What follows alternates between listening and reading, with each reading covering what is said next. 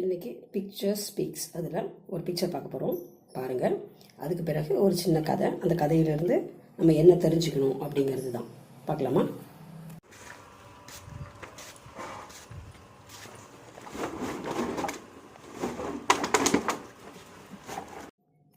Picture பார்த்தீங்க இல்லையா? So இது பார்க்கும்போது ஒரு சின்ன கதை ஞாபகம் வந்து போகலாமா கதைக்கு? ஒரு அழகான காலை நேரம். அந்த வீட்டோட அம்மா பர்வதம் வந்து டிஃபன் வேலையெல்லாம் முடித்து அது க்ளீன்லாம் பண்ணிவிட்டு சமையல் வேலைக்கு ரெடி ஆகிட்டுருக்காங்க. அப்போ அவரோட கணவர் வந்து வாசலில் உட்காந்துருக்காரு. அப்போ ரோட்டில் பழைய பேப்பர் வாங்குறது, பழைய பிளாஸ்டிக் வாங்குறது அப்படின்னு ஒரு சத்தம் கேட்குது.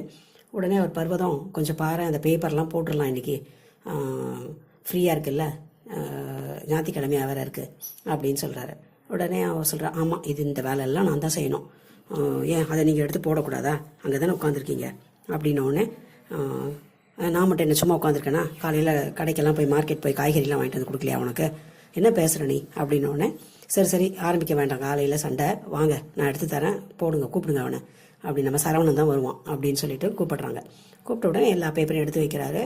ஒரு சில கிலோ, இத்தனை கிலோ இருக்குன்னு அதுவும் அதை தான் முன்னாடி தான் போட வைப்பார் அந்த வீட்டு பெரியவர். தான் உட்காந்துக்கிட்டு கொஞ்சம் கொஞ்சமாக பேப்பர் எடுத்து வைக்கிறாரு. அந்த கல்லை பார்க்குறாரு, அந்த இடக்கல். அப்புறம் வந்து அது தராசை தூக்கி பார்த்துட்டு ஏதாவது ஒட்டியிருக்கா என்ன அதெல்லாம் பார்த்து செக் பண்ணிவிட்டு அதுக்கப்புறம் பேப்பர் போடுறாரு.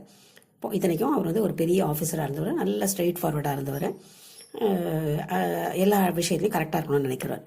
எல்லாம் எடுத்து கொடுக்குறாங்க. பேப்பர்லாம் போட்டு முடியுது.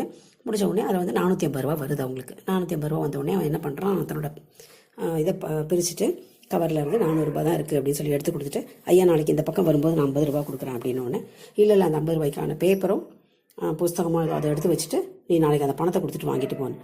அப்போ உள்ளேருந்து, அம்மா நாளைக்கு வந்து கொடுக்குறேம்மா அப்படின்னோடனே, ஏங்க நான் இந்த பக்கம் வர்றது தான், சரவணன் நமக்கு நல்ல பழக்கமானவன் தானே அப்படின்னா, பழக்கமானவனும் கிழக்கமான இந்த 50 ரூபாய்க்கெலாம் நான் வாசலில் உட்காந்து இவனை திருவடி காத்துட்ருக்க முடியாது, அந்த 50 ரூபாய்க்கான பொருளை மட்டும் தனியாக வச்சுரு, மீதியை எடுத்துகிட்டு போ அப்படின்னோடனே இவனுக்கு ஒரு என்னடா இது, சரி பரவாயில்ல, காலையில் வந்திருக்கோம், போனி ஆகுது அப்படின்னு சொல்லிட்டு இவன் கொடுத்துட்டு அந்த 50 ரூபாயை காண பொருளை மட்டும் வச்சுட்டு போயிடறான்.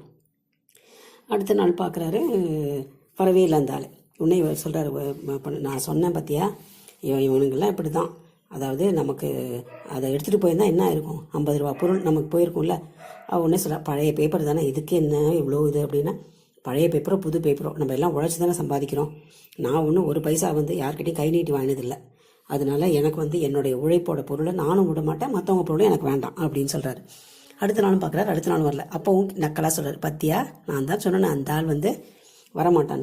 3வது நாள் அந்த பக்கம் வரான், என்னடா 50 ரூபா வந்துருச்சா கொடுக்குறியான்னு, இல்லை சாமி சரியான போனியே இல்லை, 2 நாள் உடம்பு வேறு சரியில்லை, அப்புறம் எதுக்கு வந்த அப்படின்னு கேட்குறோன்னே, எதை எடுத்துகிட்டு போயிட்டு அப்புறம் 50 ரூபா தரேன் அப்படின்னு சொல்கிறதுக்கா அப்படின்னு, இல்லை நான் நேற்று எடுத்துகிட்டு போனேன், புக்கெல்லாம் க்ளீன் பண்ணேன் உங்கள் வீட்டில், அதில் ஒரு புக்கில் வந்து ஒரு 3 500 ரூபா நோட்டு புதுசாக தாள் இருந்தது, அதை எடுத்து கொடுக்கறதுக்காக வந்தேன்னு எடுத்து கொடுக்குறான். அதை பார்த்தோன்னே அவருக்கு ரொம்ப ஷாக் ஆகிடுது. அந்த எப்போ வச்சாருன்னு அவருக்கும் ஞாபகம் இல்லை. அந்த புக்கில் இது ஒரு இந்த ஸ்டோரி புக் மாதிரி இருக்குது, அது நாவல் மாதிரி, அதுலேருந்து எடுத்து கொடுக்குறான். கொடுத்த உடனே அது புது நோட்டு, இவ அப்படியே அவனை பார்க்குறா, இவரை பார்க்குறா. பார்த்துட்டு கொஞ்சம் நேரம் கழிச்சு அவர் சொல்கிறாரு, சரி இரு ஒரு நிமிஷம் அப்படின்ட்டு 100 ரூபா எடுத்து கொடுக்குறாரு. ஏன் சாமி எனக்கு இந்த மாதிரி கொடுக்குறீங்க, அப்புறம் அடுத்த முறை எனக்கு வந்து எடுத்து கொடுக்கணும்னு தோன்றது கூட போகிறதுக்கா, வேண்டாம் நான் சரி இந்த பேப்பரை அதை எடுத்துகிட்டு போ, நாளைக்கு வந்து கொடு அப்படிங்கிறாரு. வேண்டாம் நீங்கள் ஏற்கனவே சொன்ன மாதிரி அந்த 50 ரூபா கொடுத்துட்டு நான் வந்து எடுத்துகிட்டு போகிறேன், இதுக்காக தான் இன்றைக்கி வந்தேன், நான் எனக்கு உடம்பு தான் முடியல, இருந்தாலும் இதுக்காக வந்தேன் அப்படின்னு சொல்லி கொடுத்துட்டு போகிறான். அவன் போன திசையை 2 பேரும் பார்த்துட்டு அப்படியே நிற்கிறாங்க. இது ஒரு சின்ன விஷயந்தான் இல்லையா? அதாவது அந்த பேப்பர் அப்படிங்கிறது, பழைய பேப்பர் அப்படிங்கிறது ஒரு பெரிய விஷயம் கிடையாது.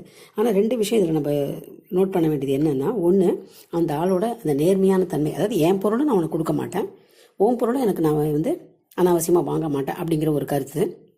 அதை மீறி வறுமையில் இருந்தாலும் நேர்மையாக இருக்கிற அந்த பேப்பர்கார், அவர் நினச்சிருந்தா அந்த 1500 ரூபாய் எடுத்துருக்கலாம், சேஞ்சை மாற்றி அந்த 50 ரூபாயை மட்டும் கொடுத்துருக்கலாம்.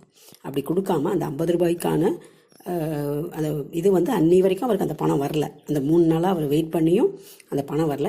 இருந்தாலும் அந்த 1500 ரூபாயை அப்படியே கொண்டு வந்து கொடுக்குறாரு இல்லையா, அந்த நேர்மை தான் பெரிய விஷயம்.